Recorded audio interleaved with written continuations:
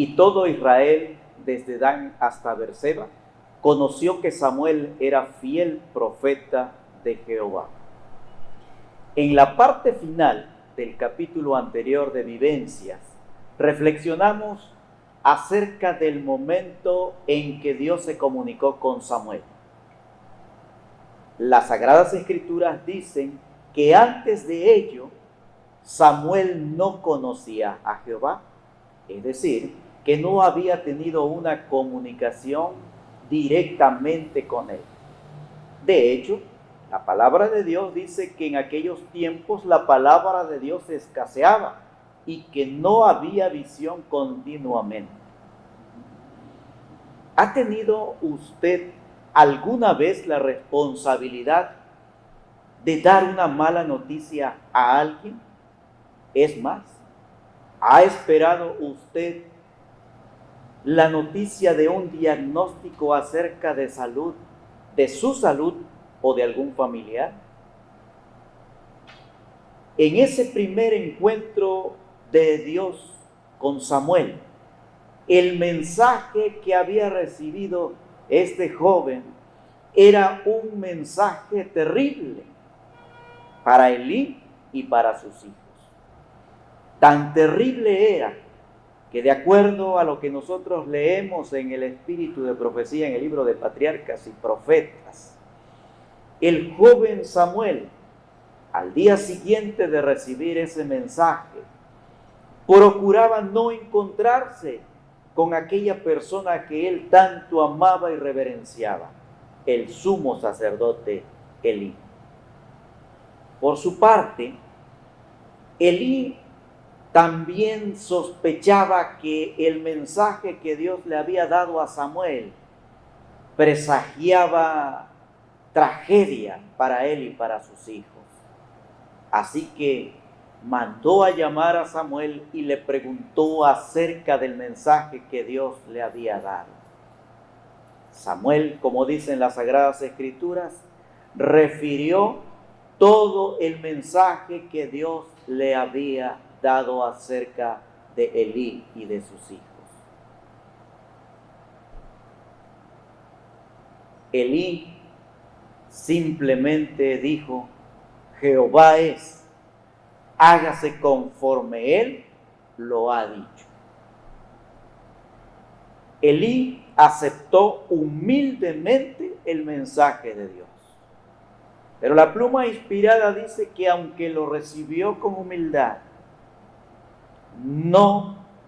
aunque él reconoció que había pecado, aunque estuvo dispuesto a aceptar el mensaje, no enmendó aquellas acciones que había realizado.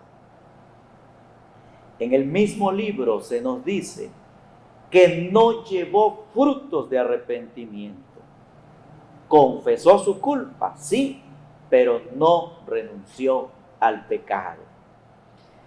En la página 622 del libro Patriarcas y Profetas dice lo siguiente: Elí debió retirar a sus hijos del sacerdocio, y lo expresa así la pluma inspirada. Aunque estaban completamente incapacitados para el cargo, fueron puestos en el santuario como sacerdotes para ministrar ante Dios. En un acto desesperado, el sacerdote Elí habló con sus hijos, pero estos menospreciaron las palabras de su padre. Y entonces Elí decidió hablar con toda la nación y explicarles que Dios le había mandado un mensaje, primero por un mensajero y después por Samuel. Y en ese mensaje Dios le hacía ver las consecuencias que tendría él, sus hijos y toda la nación a causa del pecado que estaban desarrollando continuamente delante de Dios. Pero ¿saben qué pasó? El pueblo también menospreció el mensaje de Elí, al igual que lo habían hecho los sacerdotes.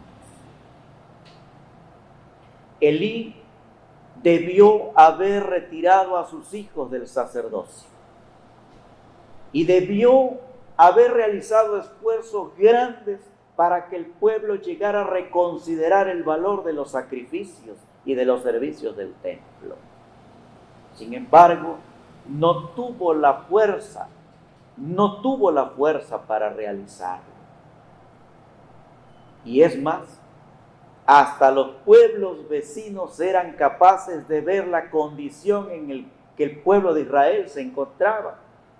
Por eso expone el espíritu de profecía que también los pueblos vecinos, al igual que los sacerdotes y el pueblo, menospreciaron a Dios y se envalentonaron. Es decir, que planearon hacerle guerra en ese momento crucial de la condición espiritual del pueblo. Y así lo dicen las Sagradas Escrituras. Y por aquel tiempo, leo en el primer libro de Samuel, capítulo 4, versículo 2, versículo 1. Por aquel tiempo salió Israel a enfrentar en batalla a los filisteos, y acamparon junto a Ebenezer, y los filisteos acamparon en Afec. Y los filisteos presentaron la batalla a Israel, y trabándose en combate, Israel fue vencido delante de los filisteos, los cuales hirieron en la batalla en el campo como a 4,000 hombres. Imagínense la desgracia del pueblo. Después que habían sido advertidos ellos sin permiso de Dios, sin consultar con los sacerdotes, mucho menos con el sumo sacerdote, se embarcaron en una guerra contra los filisteos. Los resultados: 4,000 caídos en el campo de batalla. Aproximadamente igual número de familias que ahora estaban sufriendo la muerte de un familiar. Los ancianos del pueblo de Israel, al recibir esas noticias, se preguntaron: ¿por qué Dios ha permitido que Israel nos venza? Fíjese nada más. Los ancianos del pueblo de Israel no eran capaces de ver que era su propia condición espiritual la que los había llevado a esa derrota. No eran capaces de considerar todo aquello que se estaba viviendo y que estaba terminando en la desgracia del pueblo de Dios. Sin embargo, incapaces de entender la situación, fueron movidos a realizar otra acción totalmente arriesgada. Se les ocurrió traer el arca de Dios en medio del campo de batalla. Y así lo dicen las Sagradas Escrituras. Y envió el pueblo a Silo, y trajeron de allá el arca del pacto de Jehová de los ejércitos, que moraba entre los querubines, y los 2 hijos de Elí, Ofni y Fines, estaban allí con el arca del pacto de Dios.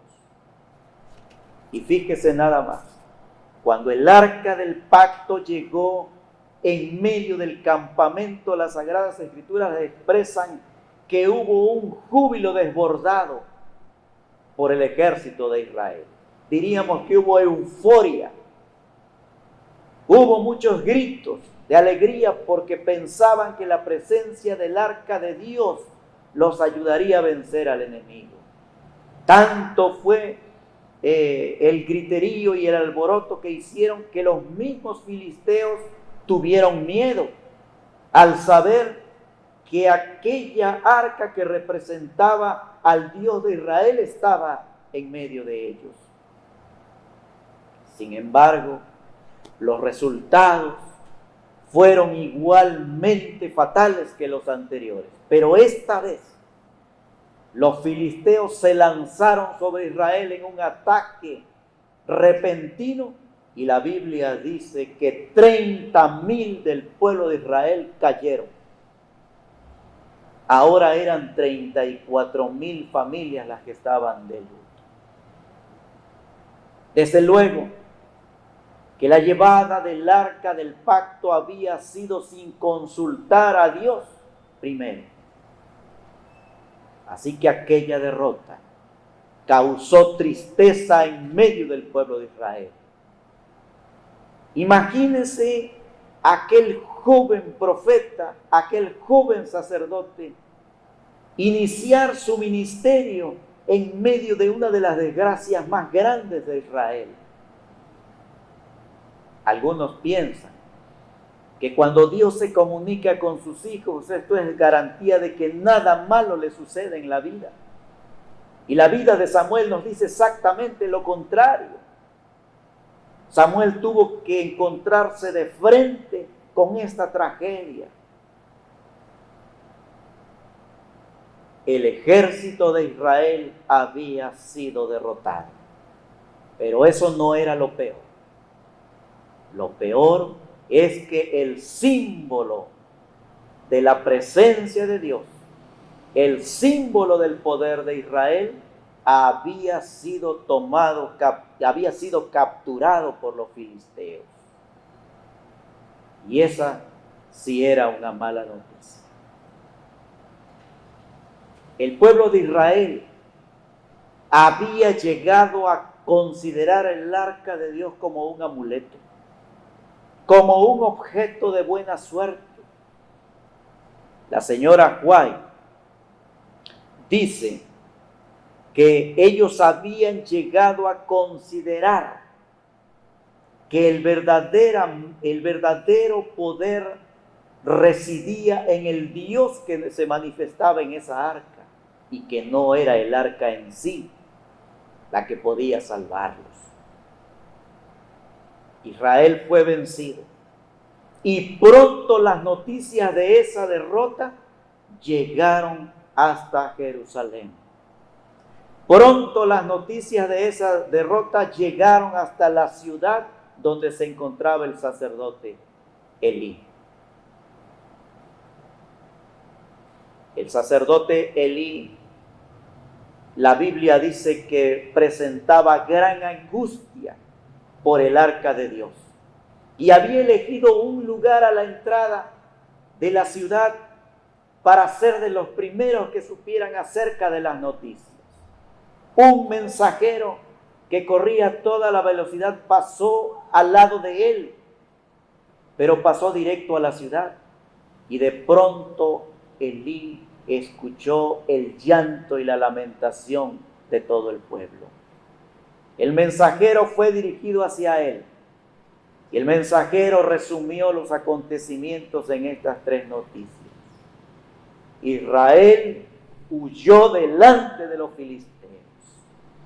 Era una noticia terrible para aquel anciano sumo sacerdote. La segunda noticia es: tus hijos han muerto en el campo de batalla intentando defender el arca de Dios. Terrible noticia para ese sacerdote y padre de aquellos sacerdotes. Pero la tercera noticia era la más terrible. ¿Qué había pasado con el arca de Dios? Eso le angustiaba en gran manera. La respuesta fue terrible. El arca de Dios fue tomada por los filisteos y fue lo último que pudo soportar aquel anciano sacerdote. Perdió las fuerzas, cayó hacia atrás y se desnucó. Era una terrible noticia lo que había ocurrido en aquella ocasión. Y esto ocurre al inicio del ministerio de Samuel. Imagínense qué inicio para aquel joven, para aquel muchacho que había escuchado la voz de Dios en aquella noche afortunada. Ahora iniciaba él la responsabilidad de dirigir al pueblo de Israel en medio de una desgracia tan grande como esa. Israel, a partir de ese momento, era subyugado por una nación extranjera. Había perdido sus propiedades, sus casas, y ahora tenían que pagar impuestos por vivir y por cosechar sus tierras. Así fue el inicio del ministerio de Samuel. De ese tiempo a cuando se vuelve a hablar de Samuel, la Biblia dice que transcurrieron 20 años. 20 años de humillación, 20 años subyugados ante un pueblo enemigo, 20 años de dolor, 20 años de tristeza por haberse apartado de Dios. Pero ¿qué sucedió en esos 20 años de los que la Biblia guarda silencio? Solamente hay una frase en las Sagradas Escrituras que dicen que Samuel hablaba al pueblo de Israel. Sin duda que durante 20 años Samuel visitó al pueblo, hizo recorridos por las ciudades llamándolos al arrepentimiento. El pueblo de Israel compartía la fe del gran Dios Jehová de los ejércitos con muchos ídolos que habían importado de las naciones vecinas. Así que la misión de Samuel durante 20 años fue invitar al pueblo a volverse a Dios, a separar de ellos los ídolos, todo aquello que se anteponía entre ellos y Dios. Fue una obra y un ministerio de 20 años. Y estimados amigos, amigas, ¿qué hay en nuestra vida que se opone a que nosotros obedezcamos al Señor? ¿Qué es lo que nos tiene subyugados? ¿Qué es lo que nos tiene dominados y que no nos deja experimentar la verdadera cercanía con Dios? Israel había abandonado al Señor, habían menospreciado la dirección del Dios Todopoderoso. ¿Cómo tenemos nosotros en cuenta la palabra del Señor? ¿Cómo reaccionas cuando te invitan a estudiar la palabra de Dios? ¿Cómo reaccionas tú cuando un mensajero de Dios te trae las buenas nuevas de la salvación? ¿Cómo reaccionas cuando alguien preocupado por ti comparte un mensaje de salvación? ¿Menosprecias la palabra del Señor? Mira que menospreciar la palabra del Señor no trae buenos resultados. Israel lo experimentó en carne propia. El sacerdote Elí lo experimentó en su vida. Los hijos de Elí lo experimentaron en su vida.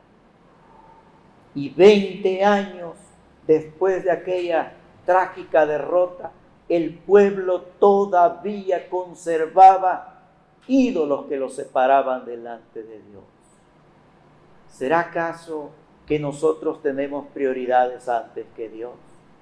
¿Será que es más importante para nosotros nuestros bienes materiales, lo que estamos construyendo, lo que estamos ahorrando, lo que estamos aquilatando, el trabajo o cualquier cosa que nos separe de Dios? Israel cayó 2 veces. Primero fueron 4,000, después fueron 30,000. Israel tuvo que aprender la lección de manera dramática. ¿Cómo aprenderemos nosotros las lecciones que Dios nos quiere dar? Si tú estás pasando por una situación difícil, si tú estás viviendo en un contexto negativo para ti y para tu familia, las palabras de Samuel al pueblo de Israel son válidas para ti y para mí.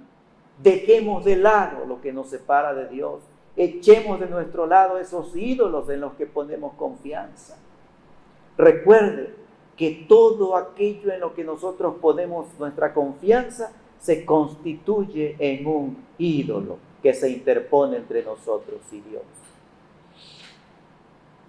El arca por sí sola no salvó a Israel.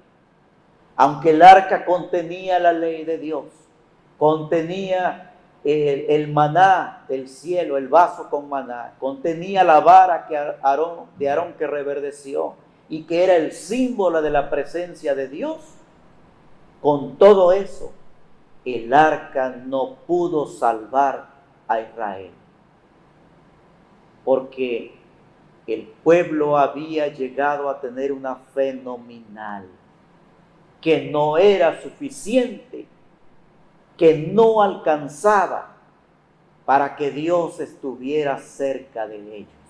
¿Cómo es la fe que nosotros tenemos ahora?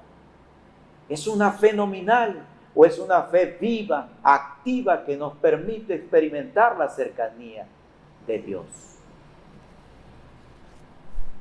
Habló Samuel a toda la casa de Israel diciendo: si de todo vuestro corazón os volvéis a Jehová, quitad los dioses ajenos y a Astarot entre vosotros, y preparad vuestro corazón a Jehová, y solo a él servid, y os librará de la mano de los filisteos. Entonces los hijos de Israel quitaron a los Baales y a Astarot, y sirvieron solo a Jehová. Y Samuel dijo: reúnan a todo Israel en Mizpa, y yo oraré por vosotros a Jehová. Y se reunieron en Mizpa todo Israel, y ahí el pueblo reconoció el pecado que habían cometido delante de Dios, y con lágrimas en sus ojos se arrepintieron de todo el mal que habían hecho. Pero todavía faltaba experimentar el poder de Dios. Y en esa reunión, cuando ellos estaban en esa reunión, los filisteos consideraron que era momento de atacar a Israel nuevamente, porque pensaron que Israel se reunía para contraatacar. Y mire que dice el espíritu de profecía y las sagradas escrituras que los filisteos se reunieron para atacar a Israel en esa celebración. Y justamente cuando el sacerdote Samuel ofrecía un sacrificio a Dios, los filisteos dieron la orden de ataque. Y mire la maravilla del Señor, lo que dice la palabra del Señor. Porque el pueblo estaba asustado, tanto que le decían a Samuel: no dejes de pedirle a Dios por nosotros. Y aconteció que mientras Samuel sacrificaba el holocausto, los filisteos llegaron para pelear con los hijos de Israel. Mas Jehová tronó aquel día con gran estruendo sobre los filisteos y los atemorizó, y fueron vencidos delante de Israel. Fíjese nada más, en el mismo lugar que 20 años atrás habían experimentado aquella terrible derrota, es el mismo lugar cuando Israel, arrepentido de sus pecados, Dios les da la victoria. En ese mismo lugar, Samuel colocó una piedra y llamó el lugar Ebenezer. Hasta aquí nos ha ayudado el Señor.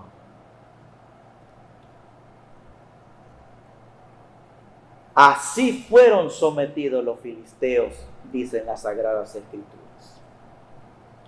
Mi pregunta en esta ocasión para ti, mi querido amigo, amiga: ¿cuánto tiempo tendrá que pasar? ¿Cuántas veces tendrá que llamar Dios a nuestro corazón? ¿Cuántas veces tendrá que hablar tiernamente al oído en las noches y en el día para que nosotros conozcamos su voz? Pero ¿cuánto tiempo más habrá de pasar para que nosotros respondamos a esa cariñosa voz de Dios? Israel tuvo que pasar por la amarga experiencia de 20 años, de perder familia, de perder hijos, de perder hijas, de ser humillado, de ser sometido. ¿Cuánto tiempo pasaremos nosotros en ese estado antes de reconocer que la voz de Dios nos está llamando?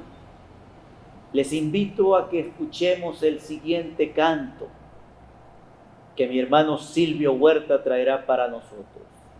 Escuchemos atentamente la letra de ese canto y también escuchemos la voz del Espíritu Santo que llama a nosotros. Y mientras el hermano canta y reflexionamos en esa letra y en el llamado de Dios, elevemos una oración de entrega, una oración de sumisión y hagamos un pacto con Él. Adelante, hermano Silvio Huerta, escuchamos el canto.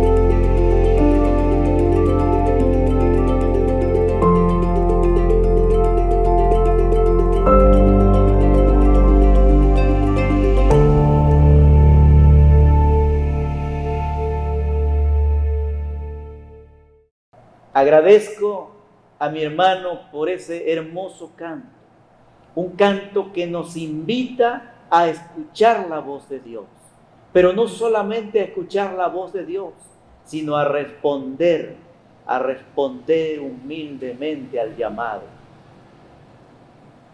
Queremos evitar la experiencia de Israel. Queremos evitar toda la tragedia que vivió el pueblo que no supo escuchar la voz de Dios. Queremos ser como Samuel y responder al llamado tierno que el Señor hace hacia nosotros. Entonces te invito a que inclines tu cabeza juntamente conmigo y elevemos una oración al Señor. Padre bendito, que tu morada es en los cielos, santificado y glorificado sea tu nombre. En esta ocasión, Padre, reconocemos que nuestra vida no ha sido correcta delante de ti, que hemos ignorado, Padre, la voz de tu llamado, a pesar de que durante muchos años hemos sabido que tú te preocupas por nosotros, que tú estás pendiente de nosotros. Hemos resistido esa voz de amor que nos habla, pero esta noche, Padre, queremos responder a ese llamado.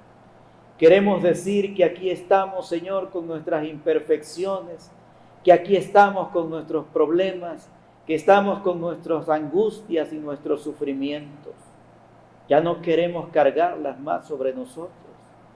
Queremos, Padre, que nos ayudes con esa carga que muchas veces se torna pesada y angustiosa para nosotros. Por favor, Padre, que después de escuchar este mensaje, que después de comunicarnos contigo podamos sentir, Señor, el alivio que da el Espíritu Santo. Que podamos estar en paz, no solamente con nosotros, sino también con los que nos rodean, y estar en paz contigo, Padre Celestial. Guárdanos cerca de ti. Encomendamos también a nuestra familia, Padre, y ponemos nuestra vida delante de ti. En el santo nombre de Jesús, nuestro Salvador, lo suplicamos, para quien sea la honra y la gloria por los siglos de la eternidad. Amén. Amén. Que el Señor te bendiga.